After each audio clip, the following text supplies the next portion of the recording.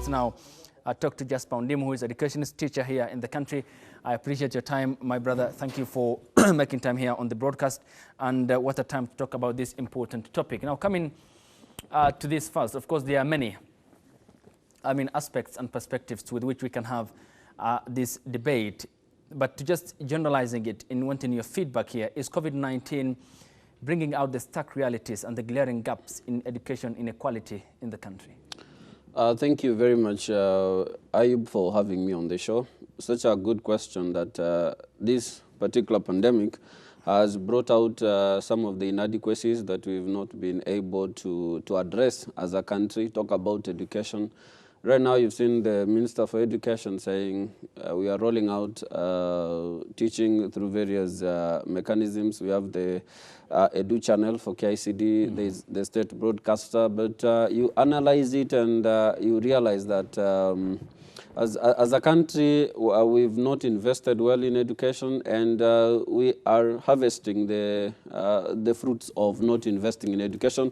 It is quite a very pathetic picture right now as things are happening. We have learners who are at home, the cabinet secretary saying we are teaching via radio, when we know that quite a number of the population in this country don't have those media.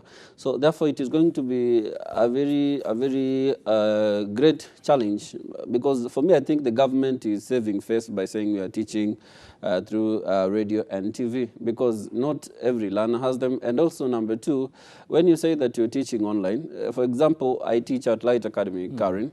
There's a student who is at, for example, Ziwalangombe High School in Mombasa. They were at different levels of syllabus coverage. So when a teacher comes and decides to say, I'm teaching this topic, so what criteria has been used to analyze the topic that the learners actually want? So I think the government is saving face by saying we are teaching through radio and TV. Okay, and of course, in regards to the insistence by the ministry, the point is then, does the government know about the access to, in terms of the digital literacy? How many students, in terms of their background, have access to internet across the country? And has the government provided for that? Does indeed, again, bring this stark reality in regards to marginalization when it comes to education in the country? Absolutely, absolutely. Marginalization is a major issue in the education sector.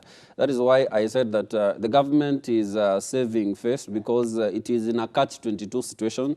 Here is the population is asking the government, what are you doing for our learners? And then the government is actually saying we are teaching using radio and TV, which is a complete joke, because the modalities of learning, who is monitoring this learning that they are saying is taking place at home? I've had an opportunity to watch the content that is being broadcasted by government, and it doesn't benefit all learners. It is just like the government has nothing to do, and therefore what they're saying is we are teaching using TV and radio, which is completely unacceptable. Okay, and given that, of course, the aspect about the access is also another question in terms of already our deficiency in terms of the infrastructure, and also the debate about the competence-based curriculum in the country. But before we go deeper into that aspect about it, how do we then, or how does the government level up the ground for learning, even as we now switch to online learning?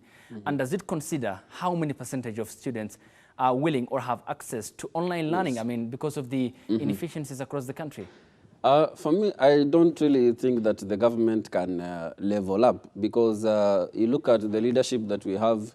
Over the years, they've not invested in education. You know, education is not really a one-day event. You need to invest over the years for you to see the results. And the kind of leadership that we have today, right now we could be having education experts. They're the ones who should be giving these solutions to government. We should be having universities giving solutions. But the professors, the doctors, have been given a backseat in all this. So for me, I don't think that the government can level up as things are, unless we need a sort of a revolution in the education sector, because there is a lot that is not right. For example, the issue you raised about marginalization right now. We have parents who are actually wondering what is going to happen. The learners are at home, they can't learn. Of course, there are some parents who might be privileged to have online classes, but there are some students in the far-flung areas who cannot have, who don't have the resources to engage in learning. Therefore, it is a sad story, and generally, it is a sad story that we are experiencing for us as a country, that we cannot be able to engage the learners. Okay, when you look at the sentiments made by the CS, George Magoha, I mean, isn't it unfortunate because the child who in 2013, when the government promised to issue laptops to all standard 1 pupils, will be sitting for KCPE, and the only laptop that he has seen over the years is either the one on the chat room or in the classroom or through maybe a television. I mean, how does the government then amend the broken promise of even bettering education at some previous point, which it has failed now again, saying that you will sit for the examinations with no considerations for whether there is literacy level in terms of a student accessing online education? Yes, the reason why I'm doubting that at some point the government might make these things level, first of all, across the world, countries are undergoing through economic recession, and we might not have enough money to pump into education sector because the education sector requires billions of shillings. Right now, in the budget, 30% of the budget is allocated to education, but you can still see that we have these challenges that we have right now. If we want to level up, then there must be deliberate action by the government of investing seriously in education. It is a lot inviting the international partners to partner with us so that we can be able to raise up the education standards in the country. You've raised the issue about laptop. I mean, you've seen stories in the media whereby some schools receive these laptops, they are not working, others are not usable. And as Kenyans like saying, it was a scam. So laptops in Kenya, they're not there. They're not there. There was a report even by the Ministry of Education itself showing that things are not good as far as the laptops are concerned. So it was just a way, as people say, of just making money, tendering, the entrepreneurs getting money. So there was nothing really about making the learners to learn. And it was more of a campaign promise, and they had to fulfill it anyway. I mean, if it worked or not, I think it wasn't their business. Okay, and of course the accompanying factor has been the government's, I mean, all the time communication about electricity connectivity in the country and the concern on whether all schools across the country are well connected in terms of electricity.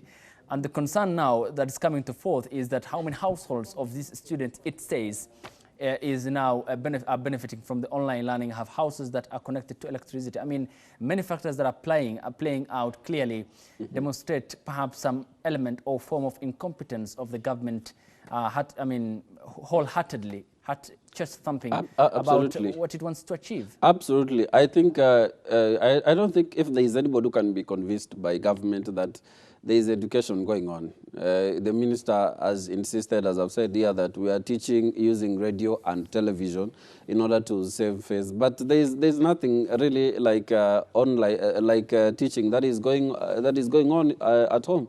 But these schools where we have parents who come maybe from leafy suburbs or parents who can be able to afford learning. Learning is going on, actually. We have schools that are opening next week. They'll be teaching online. I teach at Light Academy, Karin, and from next week, we are continuing with our lessons normally.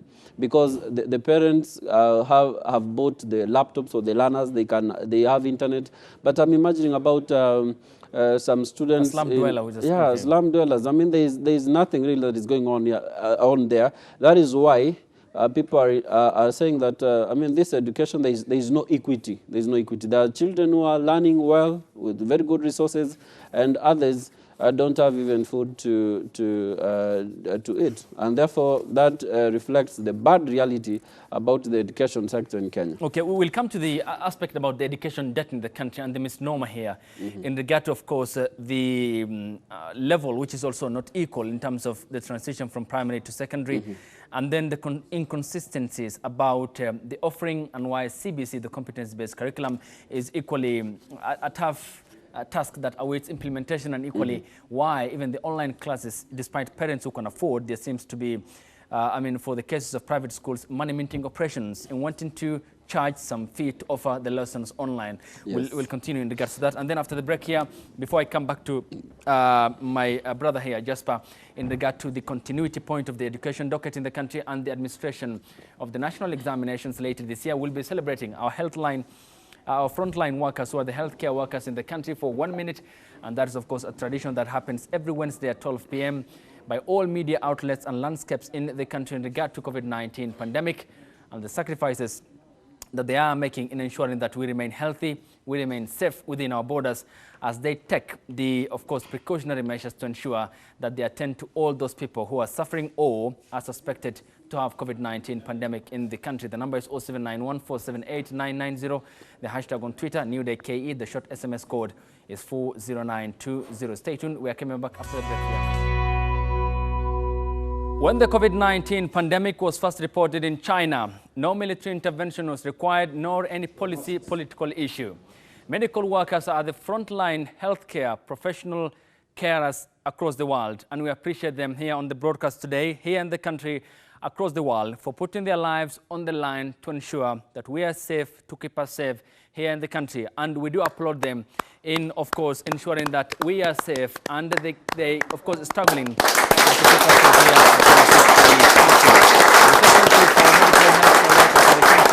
who are at the front line on the fight or in the battle against the COVID-19 pandemic in the country. The picture you are seeing on your screen is that of the members of our newsroom and some members of our other staff from the other departments who still are standing to appreciate the efforts given by the healthcare workers across the country. Therefore, we say thank you to our healthcare workers, healthcare providers, and thank you again and again and again. Every Wednesday, we will appreciate, of course, your sacrifice, your time, and the effort you are putting, and may you be blessed. We say asante sana. Thank you so much for giving your all in ensuring that we remain safe, Kenya remains safe, and thank you to the global healthcare providers who are working over the night, over the day to ensure that the world restores calm and some sense of sobrietyness in the fight against the COVID-19 pandemic. And asante sana, thank you so much. We now continue with the discussion that pertains to education in the country, and that was just in celebration of the healthcare workers in the country who are, of course, the frontline soldiers in the fight against the pandemic, even as now the numbers continue to rise across many parts of the world.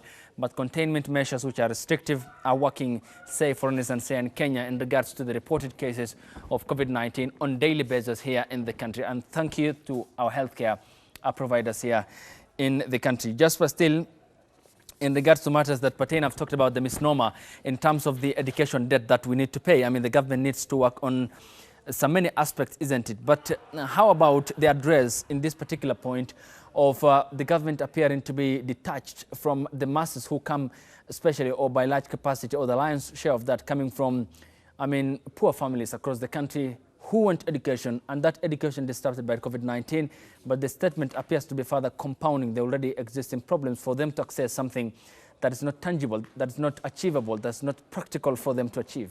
Yes, and I think the government perhaps needs to hire a PR company to keep on explaining to the people.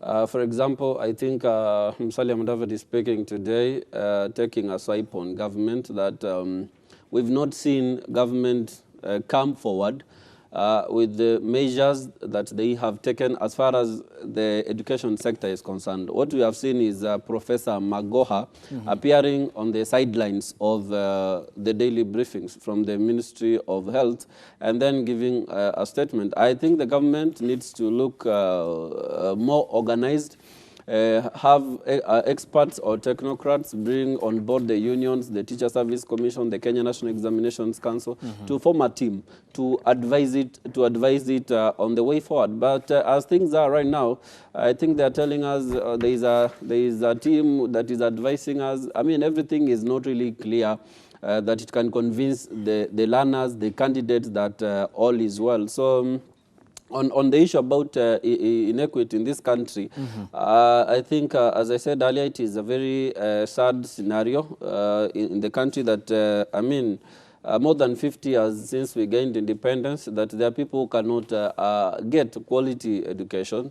Others can get that quality education. So it is really not good at all. And I hope government can at least do something. They might not do a lot. I mean, investing in education requires a colossal amount of resources. So I think they need to do something, especially right now when COVID-19 is bringing the clear picture of the status of education in this country. Now, when I talked about the education misnomer in the country, the implication, I mean, it implied that the perception by the government is that there is equality in terms of education access in the country. However, what lacks is the collective gaze by both stakeholders and the government in terms of channeling resource and attention to the pupils or students across the country. Therefore, how do we instead focus our attention on the education debt, for instance, then address issues that are historical, economic, socio-political, and moral decisions and policies that characterize our society in terms of education?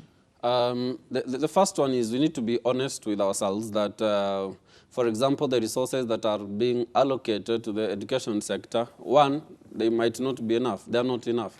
Then number two, there's an issue about embezzlement of resources where money is being channeled, for example, to schools, and you can find that principals are embezzling these amounts of money. And then also number three, let us not ignore education experts. I think it is only in most African countries, or Kenya, for instance, where expertise, I mean, we have scholars in universities where they're not being utilized at all. For example, the issue about the competence-based curriculum. We have seen even most universities, the scholars, they don't understand what this curriculum is all about. And anybody who tried to raise fingers against the system was actually told against, or the person was ignored. So as a country, we need to get things right. And also the leadership. Everything in education is all about leadership. Once we have leaders who understand what education is, then I think we can go far. But as things are, even if we try, we might not really be there in the next 5 years, in the next 10 years. Okay, even as the government appears to be insisting on that, let's again shift our attention to the person here, the subject. There are two subjects, of course, the student and the parent here who is at home, because and the teachers. And the teachers, of course, who is a third party, but now apparently there seems to be the increase in proximity in terms of the distance because of the COVID-19 pandemic leading to the closure of all schools. But more important is student achieving and getting education. But what's most important at the moment and critical and very significant is who is the teacher at home? I mean, do they have the capacity in terms of the principal element? And will that then not further create the widening gap between the student at the low income, from the low income home, and the student from the income or the household that has the facilities in terms of the internet, in terms of the infrastructure, that he can access education online, in terms of who the subject principal teacher at home is? Yeah, definitely. I think we are in unprecedented times. This pandemic has never happened before. We don't have a template on how to deal with it. So we have a scenario where the kids are at home and then they're being guided by their parents. And some of these parents, they could be working, and then they leave the kids at home. The kids might not even be learning. So it is a tough time. And then on the issue about inequality that you've raised, I've given you a very good example where here in Nairobi, there are some parents who have been paying teachers. They have been paying us to teach their sons or their daughters online, and learning has been going on consistently. I've given you an example even of Light Academy where I teach.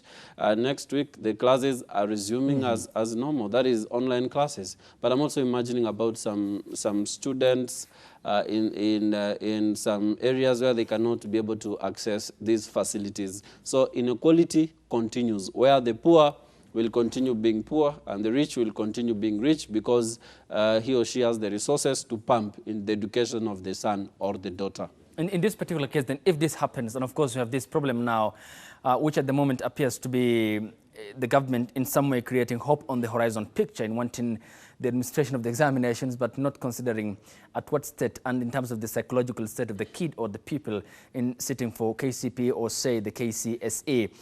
Will it not further lead to the creation of an equal society, which has been very evident in Kenya? I might not be sure about it because for now we don't know when this pandemic is going to be tackled to finality. So if, for example, the school is to open after 1 month as the government is anticipating, then there might be some time to compensate the lost time, maybe forfeiting the holidays, pushing the exam, if it is KCSE, pushing it from November to December. So we might be able to, to be able to gather time and be able to manage the time that was lost. So I think if this pandemic persists, then there is a lot of uncertainty that really is going to affect the learners, everybody, the country, and every system is going definitely to get affected. And while it's hard to imagine that for parents across the country during these, of course, pandemic times, which appear to be having enormous consequence, it's difficult, isn't it, for parents across the country to create a school-like environment at home where there's a lot of disruptions and of course, no availability of an environment which can support learning. Yes, it is going to be quite difficult, but there are some things that we have not tried as a country. I have a friend of mine who has been doing homeschooling, whereby kids from the estate, they'll gather. That is before the pandemic. They'll gather, and then they'll invite teachers to come and teach these kids. Some of the parents are teachers. They teach these kids, and he was telling me it is a very good idea about homeschooling, where you teach at home. You're going to even spend less teaching at home when you gather a number of students together.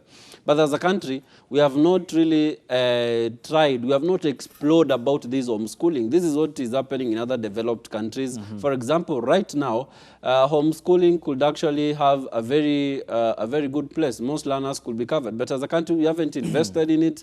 And I think even it is until recent times when the government has started accepting some students who have been doing homeschooling, especially KCP and KCSE. Previously, they could not even accept that. So what people do is they learn at home, then at KCP or KCSE go to and do those exams at school. So as a country, we have so many weaknesses which have been brought forward by this pandemic. Of course, and we'll come to the weaknesses in terms of the infrastructure which is already existing, and of course the glaring gaps in terms of equity in the education sector in the country. From Kakamega County, we are joined by way of Skype or Zoom, I presume by an online educator who is Wycliffe Kibisu from the county of Kakamega, willing to talk to us here on the broadcast. Good afternoon, Kibisu, and thank you for joining us on the broadcast. Good afternoon. Good afternoon. Thank you to you too for joining us here on the broadcast. In terms of the offering of the online classes that you are doing in the midst of this pandemic or the calamity, what are the challenges in terms of accessibility by the people who are your target audience? Is there a level playing field in terms of them accessing the education you're offering online? Thank you very much for this particular opportunity. I would begin by saying that it is a journey that as we began in 2007, and we actually looked at learning in the 21st century, whereby the role of the teacher was going to change to become more of a facilitator or a coach in the classroom than the source of knowledge. So ideally what we are using is what we call an intelligent adaptive learning technology, whereby the program learns, the learner learns. So ideally is that, and again, we said in 2007 when M-Pesa was being introduced in the country, it is the M-Pesa that drive the old mama to go to get a phone so they can receive money. So ideally, all is not lost, and as we are not worried, because we know sometimes some of these calamities come to become a game changer in actually doing what we should have done for many years ago. So when we thank the president and the deputy president because they thought about the one laptop per child, that's exactly where we should have actually taken in and realized that long is gone when the teacher was to stand in the front of the children in 19th century and start teaching.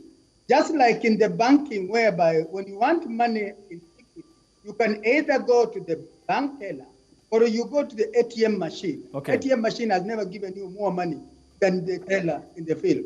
So ideally, ours, as this school world of learning, we are actually seeing this one as a game changer to make the education as an industry move to the right level required in the 21st century, where majority of the time it's democratizing learning, making sure that the child who is in Garissa, the child who is in Mandera, get quality education irrespective of where he is through technology. So ideally, this school, we were seeing this from 2007. And ideally is that, unfortunately, it is a disease that is actually making us move that line. We will have some struggles at the beginning for some parents, but they will not. They have now a reason why they need to get the mobile phone to ensure that they can get education. All right. Remember, even M-Pesa, when it began, not everyone had a mobile phone. But mamas in the village have got mobile phones. They never went to a school to be taught how to receive money. But they were able to learn because there was a necessity that there is banking using mobile phone or M-Pesa.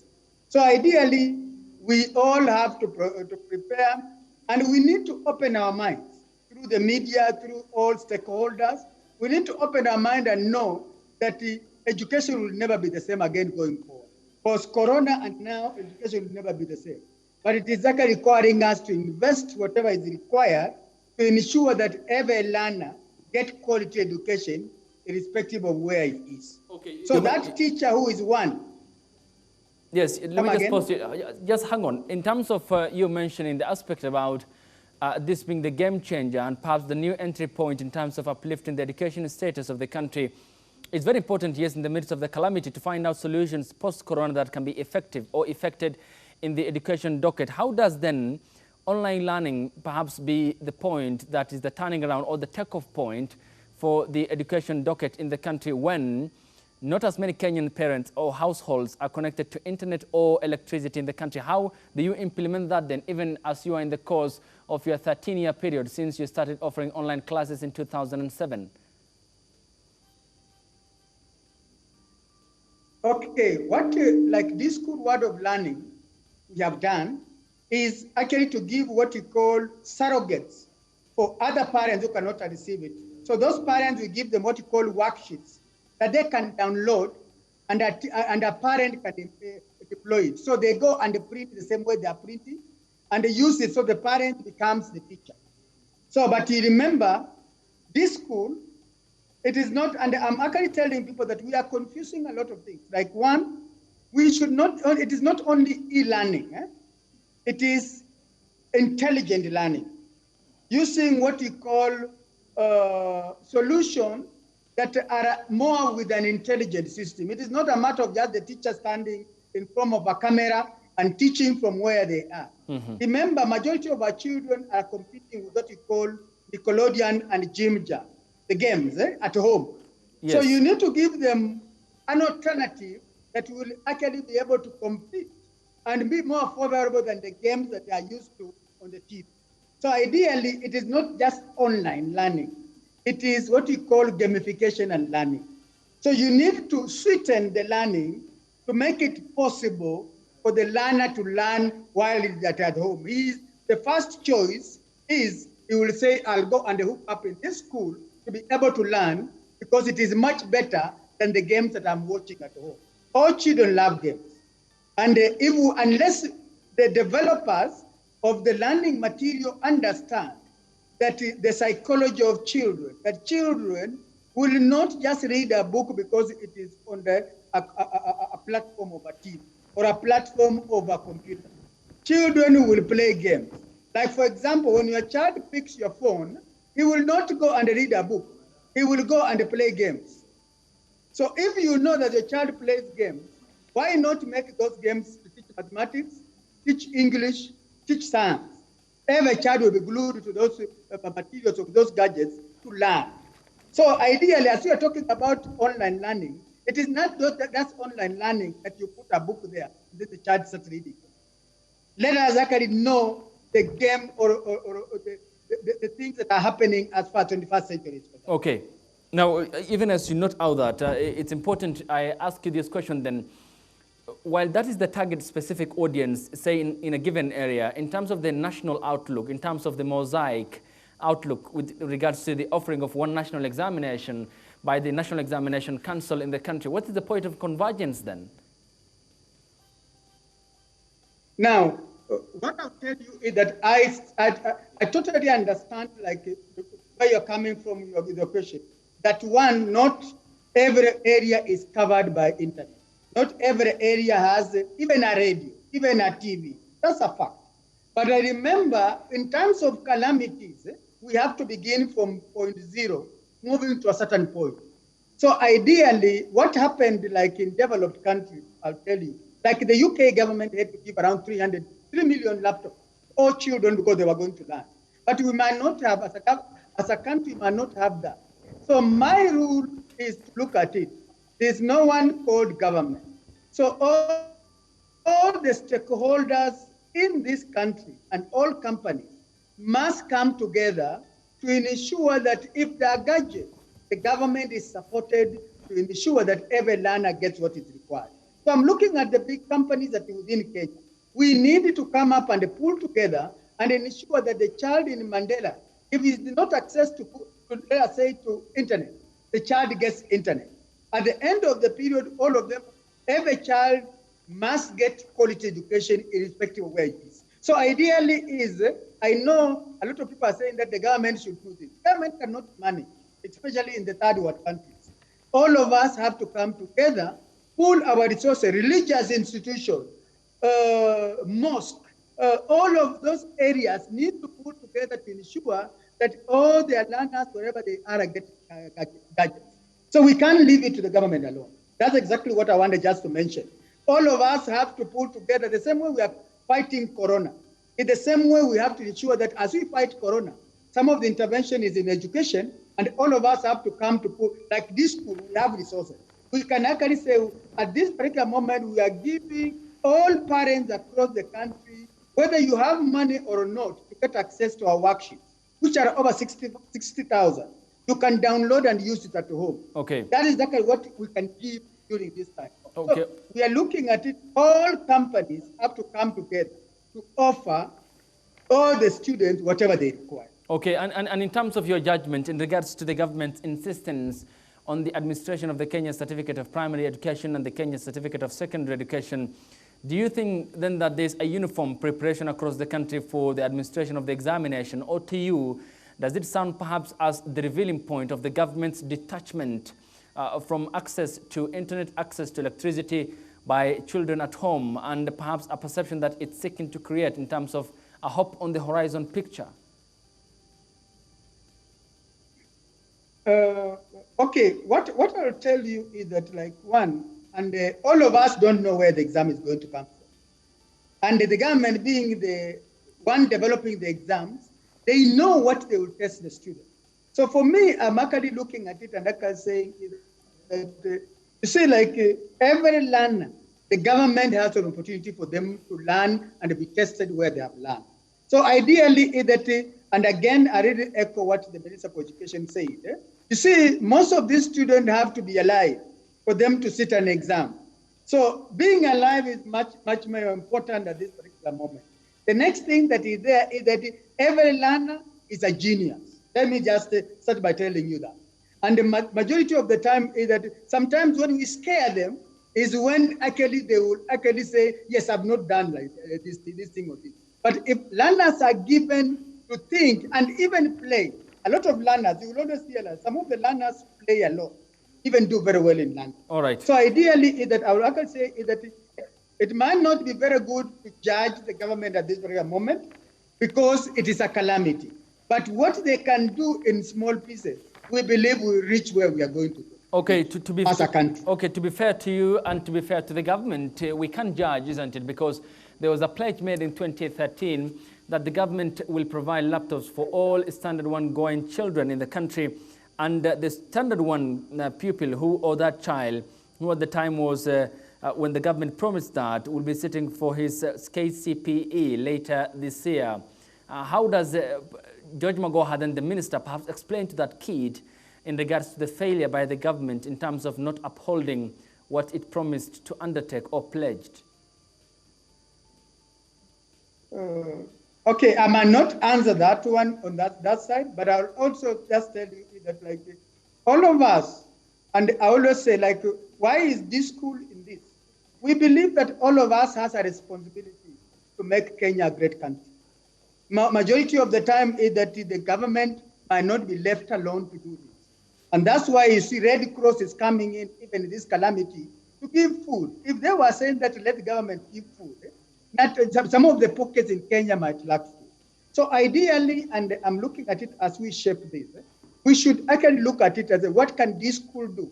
What can another company do to ensure that every learner in Kenya gets quality education? Ideally, that's the point I'm looking at it. If our discussion goes in, how can we, all of us, come together to make learners? At home, parents have phones where they're using it to send money. But how can they convert those phones to be fair, to become learning gadgets? Let me just pause you. Not all parents have smartphones, aren't they? Yeah? Not all parents have smartphones. Now, the goodness is that there are various means, and I'm very happy that the government has come up with what you call the radio learning. There are also some people are coming up with what you call worksheets, that the learners can use worksheets at home. They can download worksheets and be able to use it. Now, I want to just tell you that right now, I know you must be aware that all exams are registered online. Students have to register exams online to sit them. So ideally, it is not 100% perfect. They might, and I'm telling you that it's a journey that you have begun. Huh? It's just a journey that you have begun. So when you begin a journey, you might not, when you are beginning a journey at 10 a.m. to reach Nairobi at 7 p.m. Mm-hmm. Now at 10, if you judge me at 10 that I have not reached Nairobi, then you will not be actually using a very good judgment. Wait until it is at 7 p.m. If I have not reached Nairobi, then you say that you will be in Nairobi at 7. So why have you not reached Nairobi? So right now we have just begun.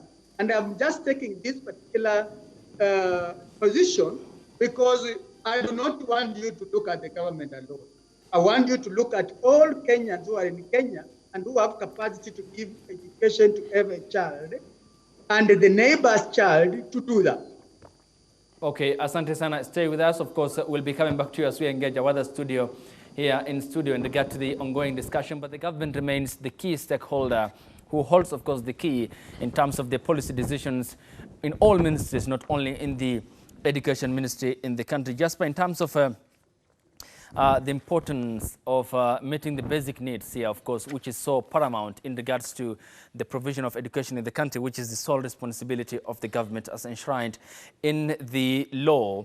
Since 2003, when the Kibaki government and the NAC coalition offered the free primary education, there has been an exponential growth in terms of enrollment in schools across the country. But the problem is the infrastructure system in the country. That seems to be still the dotting point of our education sector still in 2020. How do we set that up before we address the other underlying issues that regard, of course, how we will roll out the competency-based curriculum in the country, the CBC? Yes, indeed, infrastructure is a crucial thing as far as education is concerned. And previously, we had the government itself galvanizing the people. You remember about the Harambee schools, where a couple of schools were built. But right now, the government has taken the sole responsibility of ensuring that there is construction of schools. Remember that there was a time when Dr. Fred Matiang'i was the cabinet secretary. He said the principals, you cannot charge extra fees and all that. So the principals cannot do much. And what the government has been doing, for example, you saw last year where the government is saying, let them first go to school. Then from there, we're going to sort them out. Then from there, nothing really happens. Mm-hmm. And the principals suffer a lot. So the infrastructure issue is really, a government needs to put more resources to it, and because without a classroom, then serious learning cannot take place. Those are some of the basics which the government has failed to address. And we have seen even some clips, some videos of kids learning under trees. We have some areas in Capedo where there are no classrooms. So it is a gray area again that the government needs to really address. Okay, and in terms of the unequal society that we are having in the country as per the projections given by organizations which are global and equal here, funded by the taxpayers of the unequal society, it's because of the gap in the education sector.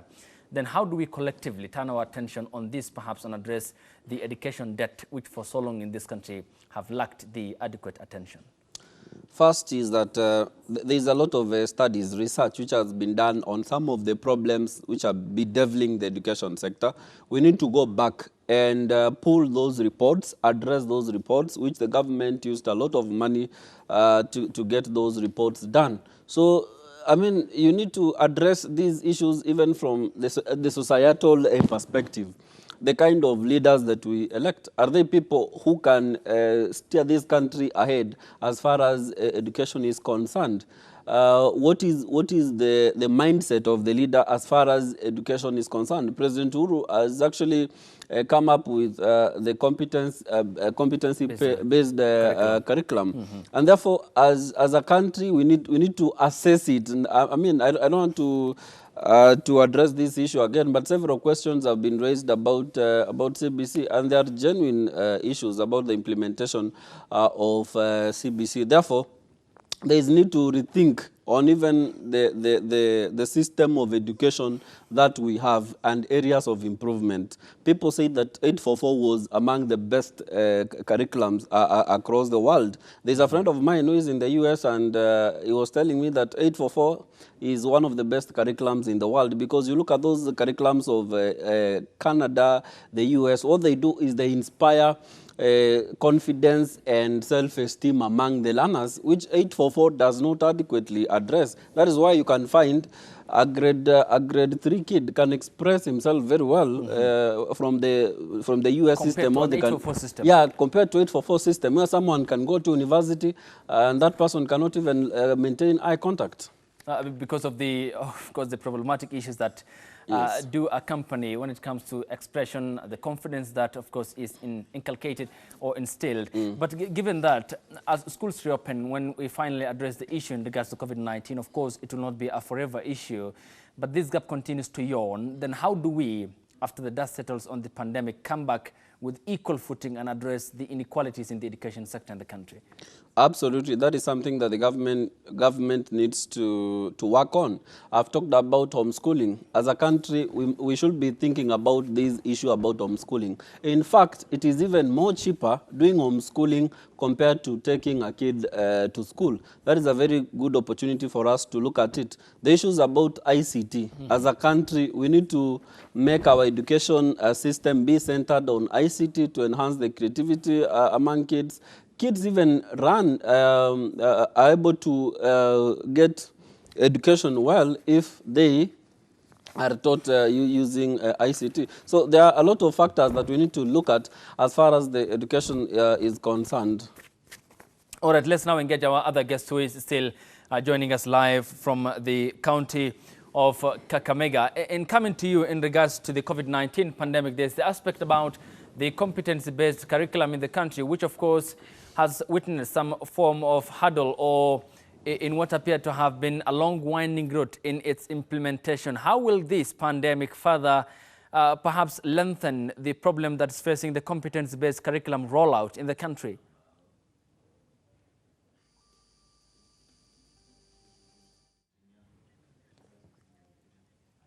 Okay, if you might unmute your mic, then we can be able to have that communication channel.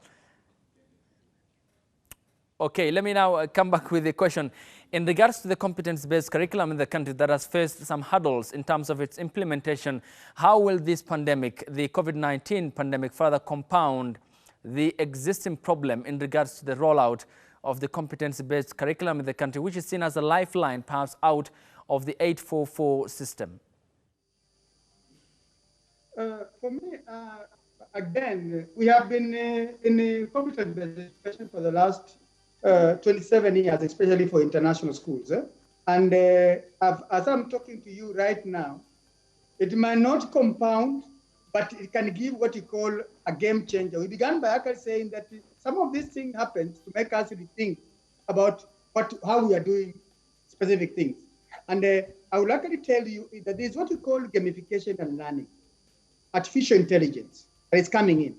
Now, you will actually find that as we go forward, we might actually not actually take the same route that we are taking as far as implementation of the new curriculum is concerned, if we are supposed to catch up on the lost time.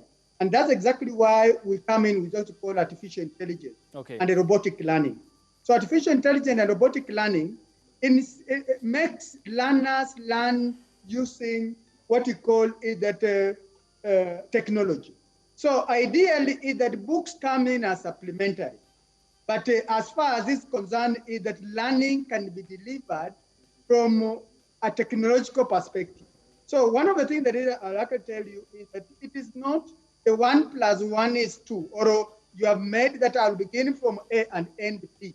Because there's a disruption that have actually happened as far as education is concerned, you will actually find is that the new curriculum, if they now embrace what we call technology, they will actually have the velocity of learning will increase, and the implementation of the new curriculum will actually go at a faster pace than what we were actually doing. So ideally is that, and again, I'm actually telling you because Jumpstart, we represent a company called Jumpstart. We have been in actually what we call competence-based education for the last 27 years, especially for international schools.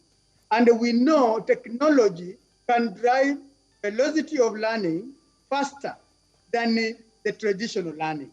Just like you will actually agree.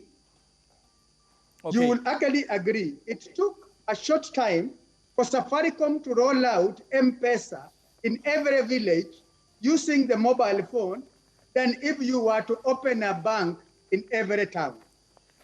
All right, Asante Sana, thank you so much for joining us from the county of Kakamega, and let's now finish up with the conversation here in studio. Just my one final question then, which is very important, as we earlier mentioned before we started the discussion, in regards to our parents complaining or registering complaints about now these schools which are offering online classes of minting them in terms of money and charging them for prices where there appears to be no threshold or standardized form of payment in regard to what they offer in terms of the online lessons. How can we then overcome that, which is an existing problem? Yes, indeed, Ayub, the schools management is in a catch-22 situation because they need to pay their bills. They need to pay teachers. I have several friends of mine in other schools who have been told, go unpaid leave until things get better. There are some schools that have started to do online teaching, and most of those schools have instituted a pay cut on the salaries of the teachers and the general staff.